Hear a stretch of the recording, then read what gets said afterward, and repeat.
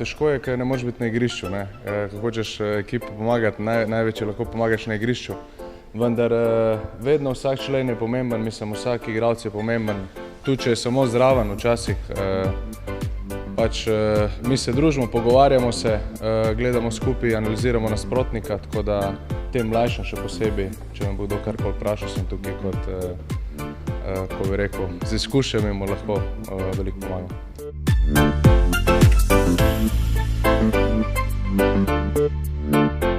Gor smo nekako videli, kakšna ekipa so, nevarni so iz protinapadov, močni, ampak mislim, da pridejo oni k nam, tako da moramo mi nekako prevzeti igre v naše roke, nekako držati žogo in mislim, da potem nekako skozi igro prihaja do nekih akcij in najboljše je bilo čim prej zadeti, ampak ne glede na to, nam so potrebne pike, morda njim ne toliko, ampak mi jih res potrebujemo in moramo na terenu pokazati, kdo si jih želi bolj.